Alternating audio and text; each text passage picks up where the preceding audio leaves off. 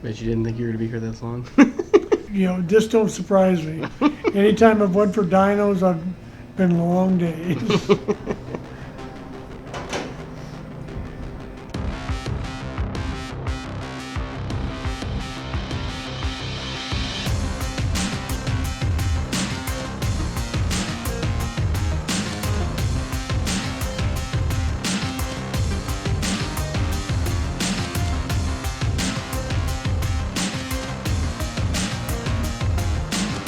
Well, all right. Today's going to be kind of a cool day because we got one of Joey's old friends, a guy named Dan Moon, bringing his Saker in for tuning on the dyno.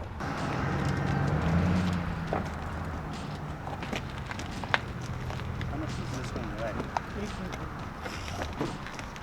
That is awesome. Pretty car though, isn't it? Yeah. I can never get over the fact of how small the tires and wheels are. Yeah. Oh yeah, I definitely like this one. Yeah. I like this one a lot. Yeah. The splitter, everything. Yeah. Yards. She's cold-blooded. You probably remember that about these members. Might be able to cut that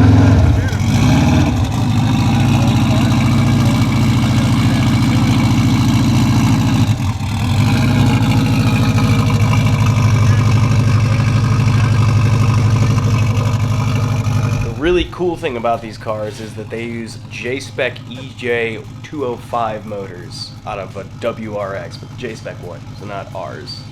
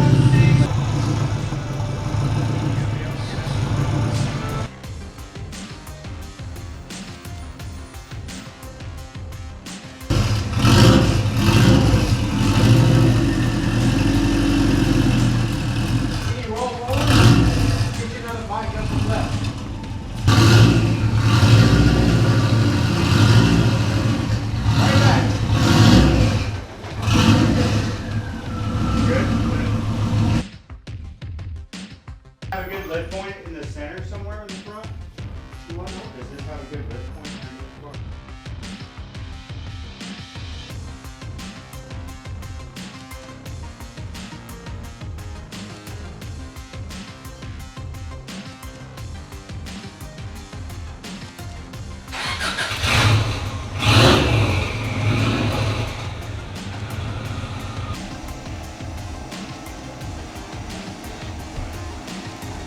It's not every day you get one of these in on the dyno. Nope. Definitely not.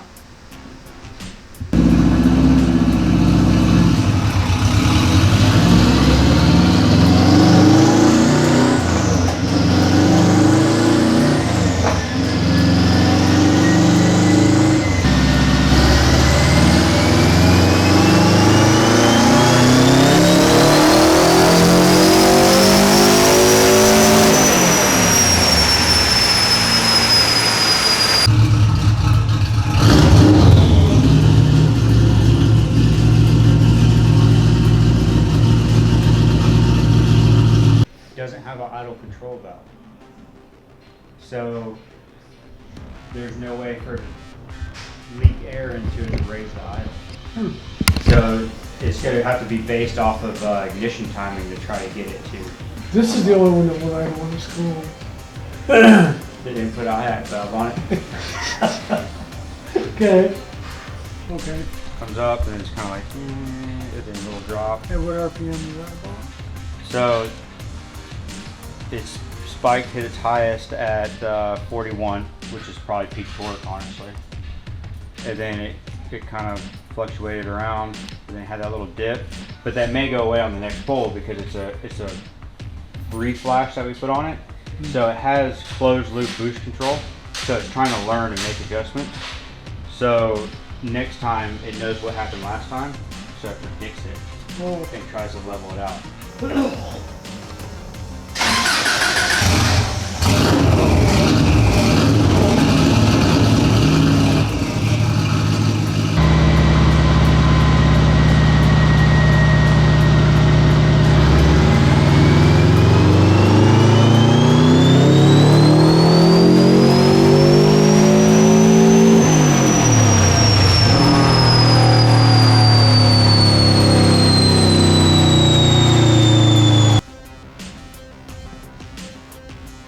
Oh yeah. Lloyd posted a picture of it. What is that? That's this, isn't it?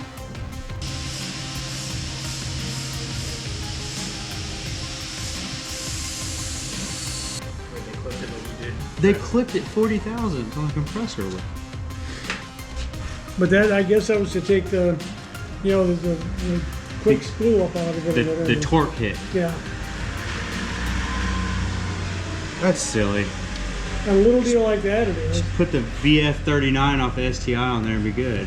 Yeah, I mean, what But you know, the thing about it is you got to understand too. A lot of these guys who were buying these things over there had never Novice. driven a race car, and they didn't want the liability of, Going right into a wall. yeah, right. You know, never know what turbo spool even is. You can Don't control. make it linear though. You can control that with timing, you know. Yank 10 degrees of timing out. It'll feel like a dog.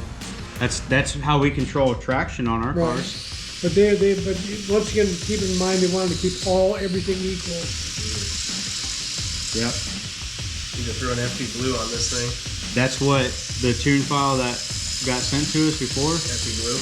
Yeah, it's a 2.1 stroker with FP Blue and 1000cc injectors. Now, what Tom did, the engine builder here, because these came with hydraulic lifters in them. He took the heads off of a 2.0 non-turbo Okay. and made turbo heads out of them, Interesting. and put board 'em? solid lifters in them. We were having trouble, you know, around 61, 6200 with them floating. Trying to float, yeah. Pump up. Yeah, so yeah, he did a nice job on that. You know, he had to bore in for the oil line, the return line, and all I was that. just say all that stuff. It's all The chambers are there, but they're not cut. It's all directly under bucket. They're all in line with each other, aren't they? No, he had to machine all that in. Damn. That's a lot of work. It is, yeah. He put a lot of work into that. Sheesh. But then we found out afterwards we can convert those by taking those bronze inserts out and boring the bucket holes. We can make solid lifter heads out of the hydraulic heads. And there you go. That's the way to go. Yeah, they got all machine work done, all the bronze guides and everything in them, and they're really good heads. Yeah. They CC really well. These are all obviously rebuilt, especially Dan's. He explains how his was rebuilt, head and all, bottom end, everything, and they're relatively stock on power range, but the longevity is what they're looking for in these cars. Because you got to think they're driving like hours, like Le Mans type stuff, and it's got to put up with the wear and tear of running continuously over a period of time.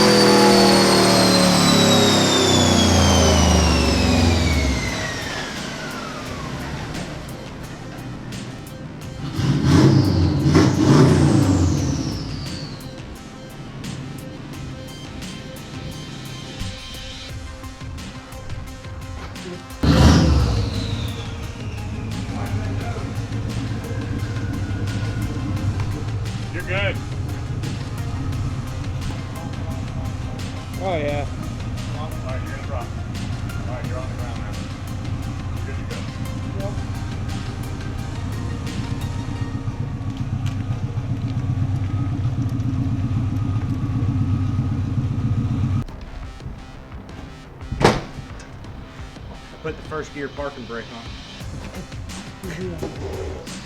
I was watching you struggle getting out. Yeah, those are nice. That is a lot of rubber. Like rubber that got picked up. Oh, did you see the front? Oh, hell yeah. I don't even imagine. So Joe, it's a quick synopsis. Synopsis? Synopsis. Needs a bigger turbo. I think the turbo is worn out, losing a little bit of breath. Blow-off valve had 2 O-rings damaged, but quick little easy fixes and that one would be all good. And learn some new stuff on a Emerald ECU.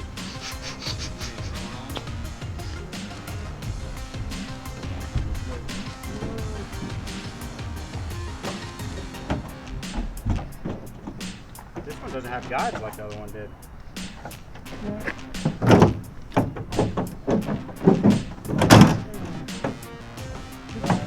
Right. There. So it lifts right behind it.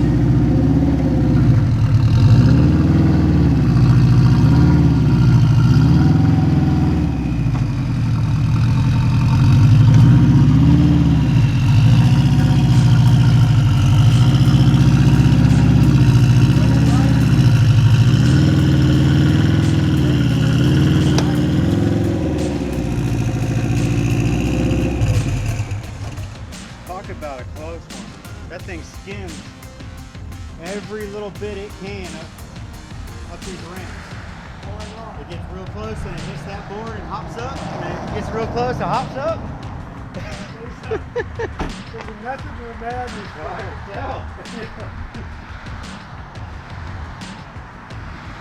That'd be $25. $25.